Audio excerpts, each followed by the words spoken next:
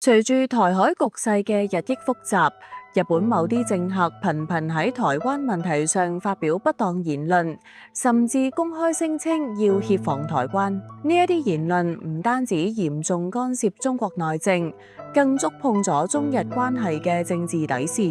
然而，好少有人知道，早喺46年前嘅1978年，中國改革開放嘅總設計師鄧小平就已經對日本喺台灣問題上嘅態度俾出咗明確而堅定嘅答案。呢個答案唔係外交辭令，唔係模糊表態，而係一個讓日本政界至今仍需銘記嘅歷史警告。時光流轉，當我哋重新審視嗰段歷史，會發現鄧小平當年嘅戰略眼光同政治智慧，對今日仍然具有深刻嘅現實意義。1978年係中國歷史上極為重要嘅一年。呢一年12月，黨嘅11屆三中全會召開。中國開啟咗改革開放嘅歷史征程，而喺呢一之前嘅10月，鄧小平作為中華人民共和國成立後首位訪日嘅國家領導人，踏上咗日本嘅土地。呢一次訪問意義重大。8月12號，中日雙方啱啱喺北京簽署咗中日和平友好條約，結束咗兩國間長達數年嘅條約談判僵局。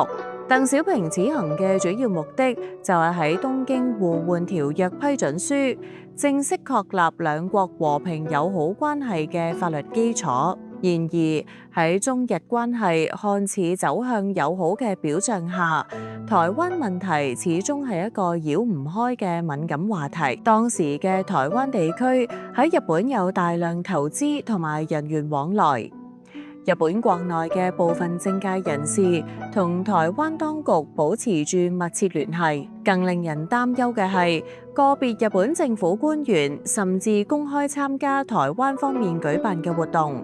呢個嚴重違反咗中日聯合聲明嘅基本原則。正係喺咁嘅背景下，鄧小平喺訪日期間同埋訪日前後，就日本可能喺台灣問題上嘅立場，進行咗一系列重要而明確嘅表態。1974年7月，喺鄧小平訪日前4年，佢喺北京會見咗日本公明黨委員長竹入二聖。喺呢一次會談中，鄧小平就已經對台灣問題表明咗鮮明態度。鄧小平特別提醒竹入轉告日本首相、政府主要官員唔好有損害兩國聯合聲明原則嘅行為。佢所指嘅正係不久前日本個別政府官員公開參加台灣方面舉行活動嘅事件。鄧小平直言不諱咁話，中日兩國之間嘅問題焦點仲喺台灣問題上。佢進一步表示，中國當然希望能夠用和平談判嘅方式解決台灣問題，但如果唔得咧，只能夠採取其他嘅方式。隨後，鄧小平提出咗一個至今仍然值得深思嘅問題：有啲日本人抱住台灣唔放，佢抱得住嗎？呢一句看似輕描淡寫嘅反問，實際上包含咗深刻嘅戰略判斷。日本如果執意喺台灣問題上同中國對抗，最終必然係徒勞嘅，甚至會俾自身帶嚟嚴重後果。1978年10月23號，鄧小平喺東京同日本首相福田赳夫舉行會談。喺談到台灣問題嘅時候，鄧小平嘅態度更加明確。佢話：我哋實現台灣回與歸祖國，亦都要充分考慮到台灣嘅現實。美國總希望我哋承擔義務，唔使用武力解放台灣。我哋話幾時間用乜嘢方式解決台灣問題，係中國嘅內政，美國冇權干涉。鄧小平進一步解釋咗中國嘅戰略考慮。實際上，我哋承擔咗唔使用武力嘅義務，反而會成為和平統一台灣嘅障礙，令到之成為唔可能。咁樣台灣當局就會有恃無恐，尾巴翹到1萬公尺高。呢段話雖然係針對美國講嘅，但其中嘅邏輯同樣適用於日本。任何企圖讓中國承諾放棄使用武力嘅外部壓力，都係對中國內政嘅干涉，都唔可能被接受。喺1978年10月8號會見日本文藝家江藤順時，鄧小平談到咗一個更具體嘅問題。日本喺台灣嘅投資，鄧小平指出，如果實現祖國統一，我哋喺台灣嘅政策將根據台灣嘅現實嚟處理。比如話，美國喺台灣有大量嘅投資，日本喺度亦都有大量嘅投資，呢個就係現實，我哋正視呢個現實㗎。呢段話釋放咗兩個重要信號。第一，中國喺統一之後會尊重台灣嘅現實，包括外資嘅合法權益，呢個係對日本經濟利益嘅一種保護承諾。第二，更重要嘅係，呢個亦都係一個委婉嘅警告。日本喺台灣嘅投資唔應該成為干涉中國統一進程嘅藉口或者工具。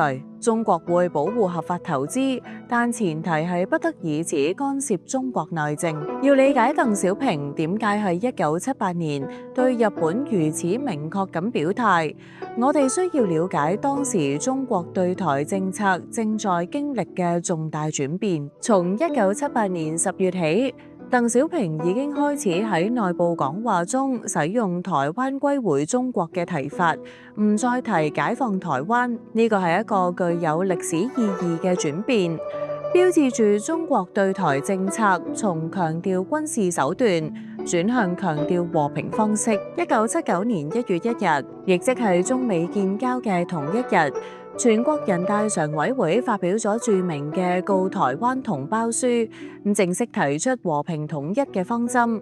呢一份文件嘅精神，實際上喺1978年鄧小平訪日期間就已經初步形成。1978年11月，鄧小平會見緬甸總統吳奈溫時，第一次明確傾到統一之後，台灣嘅某啲制度同生活方式可以不動。佢話喺解決台灣問題嘅時候，我哋會尊重台灣嘅現實，比如台灣嘅某啲制度可以唔喐。美日喺台灣嘅投資可以唔喐，嗰邊嘅生活方式可以唔喐。呢啲表述被學界認為係一國兩制構想嘅最初萌芽。呢一偉大構想後嚟成功解決咗香港、澳門問題，至今仍然係解決台灣問題嘅基本方針。值得注意嘅係，儘管強調和平統一，鄧小平從未承諾放棄使用武力。1978年1月7號，鄧小平會見美國國會議員團時，明確表示，解決台灣問題就係兩隻手，兩種方式都唔能夠排除。力爭用右手爭取和平方式，用右手大概要力量大一啲，實在唔得，仲得用左手，即係軍事手段。我哋喺呢一方面唔可能有乜嘢靈活性，要講靈活性就係我哋可以等。呢一個兩隻手嘅比喻，生動咁說明咗中國嘅底線。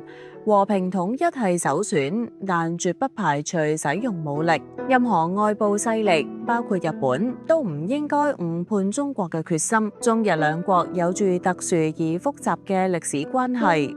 日本軍國主義曾經俾中國人民帶嚟深重災難，呢一段歷史永遠唔應該被遺忘。1972年中日邦交正常化，1978年簽訂和平友好條約，係兩國關係嘅重要轉折，亦都係日本真誠反省歷史、走向和平發展嘅重要標誌。然而，如果日本喺台灣問題上站錯隊，試圖重新介入中國內政，呢個唔單止會嚴重破壞中日關係嘅政治基礎，更加會讓人聯想起日本侵略中國、佔領台灣嘅嗰段黑暗歷史。呢個係對中國人民感情嘅嚴重傷害，亦都係對戰後國際秩序嘅公然挑戰。1978年嘅中國啱啱走出文革嘅陰影，經濟基礎仲好薄弱，而當時嘅日本已經係世界第二大經濟體，喺亞洲具有舉足輕重嘅影響力。然而46年後嘅今日，形勢已經發生咗根本性嘅變化，中國已經成為世界第二大經濟體，綜合國力大幅提升，軍事實力更係今非昔比。相比之下，日本經濟長期停滯，人口老齡化嚴重，戰略自主性亦都受到諸多限制。喺呢一種力量對比下，如果日本仲抱住1978年時嘅心態，試圖喺台灣問題上同中國較量，其結果只會如鄧小平當年所問嘅咁樣，佢抱得住咩？答案顯然係否定㗎。台灣問題係中國嘅內政，呢個唔單止係中國嘅立場，亦都得到咗國際社會嘅廣泛認可。1972年9月29號簽署嘅中日聯合聲明明確規定，日本國政府承認中華人民共和國政府係中國嘅唯一合法政府。中華人民共和國政府重申，台灣係中華人民共和國領土不可分割嘅一部分。日本國政府充分理解同尊重中國政府嘅呢一立場。1978年嘅中日和平友好條約再次確認咗呢一原則，呢個係中日關係嘅政治基礎，係不容動搖㗎。如果日本政府或者官員違背呢一基礎，就係違反國際承諾，破壞國際法基本原則。遺憾嘅係，近年嚟日本喺台灣問題上出現咗一啲令人警惕嘅動向。部分日本政客公開聲稱，台灣問題關係到日本嘅安全利益，甚至鼓吹日美要聯手協防台灣。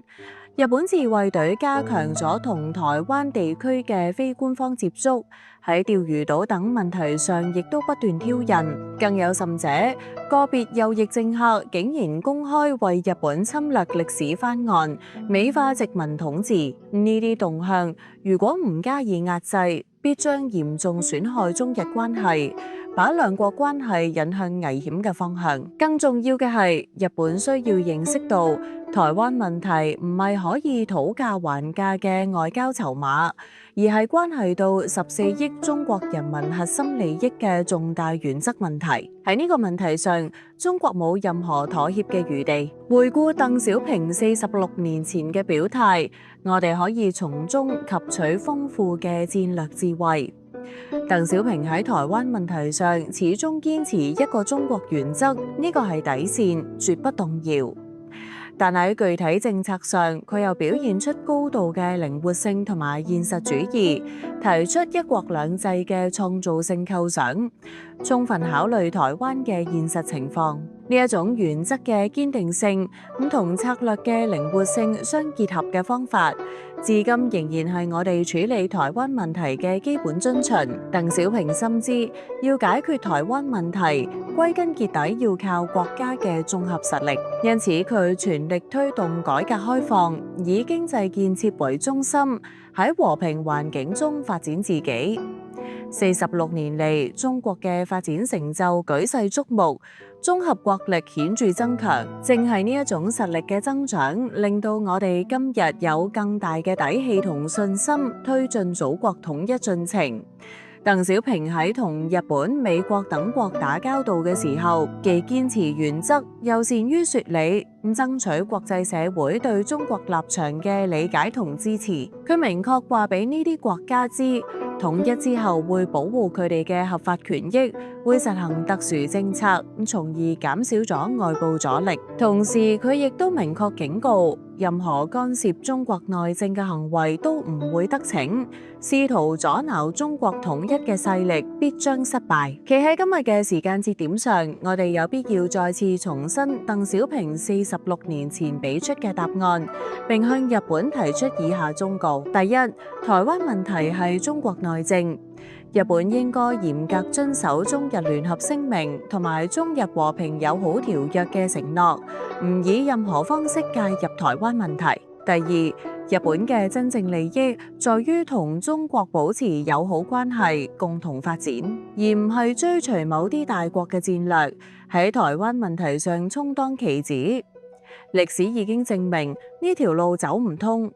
第三，中國實現統一係歷史必然，係不可阻擋嘅趨勢。日本應該順應呢一趨勢，而唔係逆流而動，企圖通過干涉台灣問題獲取所謂戰略利益，最終只會損害日本自身。第四，中日兩國作為亞洲重要國家，完全可以喺和平共處5項原則基礎上發展友好關係，實現互利共贏。但前提係日本必須尊重中國嘅核心利益，特別係喺台灣問題上。